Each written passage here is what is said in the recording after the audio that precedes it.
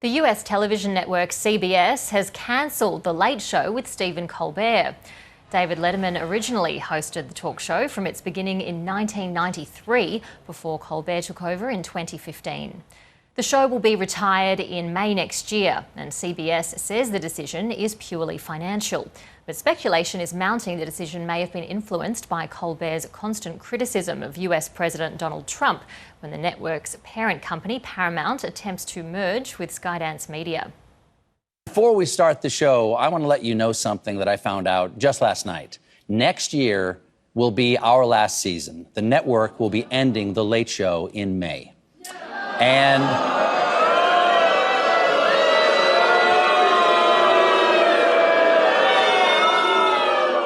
yeah, I share your feelings. It's not just the end of our show, but it's the end of The Late Show on CBS. I'm not being replaced. Well, for more, Planet America host Chas Licciardello joins us now in the studio. G'day, Chas. Hello there. So given this is the most popular late-night show on US broadcast TV, are we buying this financial decision explanation? Look, when you say popular, yes, but there is diminishing returns on TV in America, especially late-night TV. It's not what it used to be, generally, as an institution. Colbert has been very consistent with his ratings throughout for the last 10 years. So I wouldn't say that would be the first one to go from a financial point of view, but generally they are cannibalising each other. The audiences are getting smaller generally across the spectrum, and so I don't find it impossible to believe it could be financial, but that wouldn't have been the first one to go, I reckon, from a financial point of view. Okay, so there are alternative theories about why this may have happened. We heard one from Stephen Colbert himself a few days ago. He alluded to it on the show. Let's have a listen. This kind of complicated financial settlement with a sitting government official has a technical name in legal circles. It's big fat bribe. Because this all comes as Paramount's owners are trying to get the Trump administration to approve the sale of our network to a new owner, Skydance.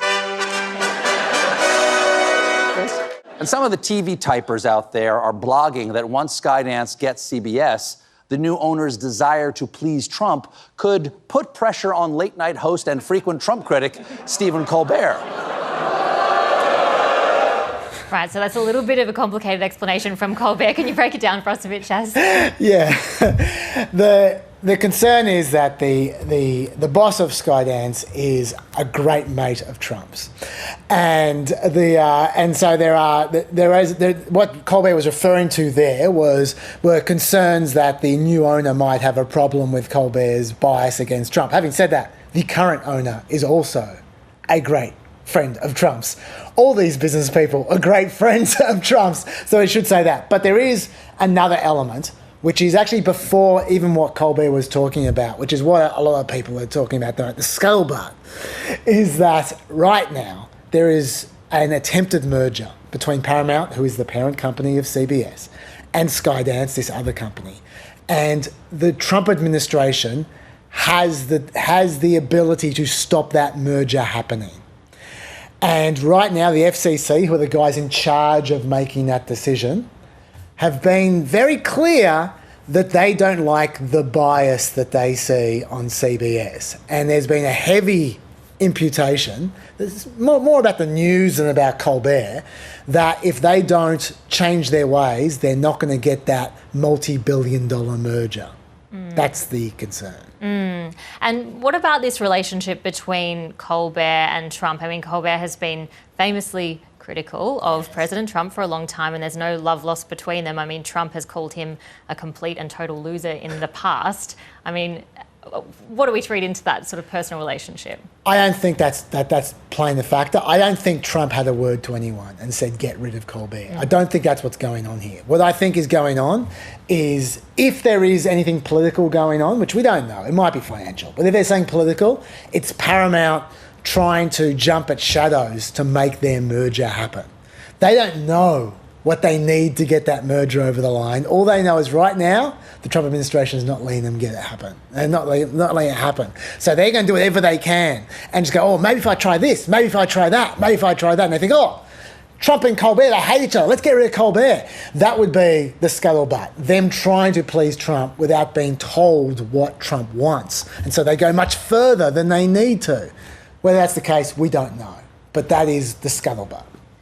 And so after 33 years, The Late Show will be ending next year. For people not familiar with US TV, what kind of legacy does the show have?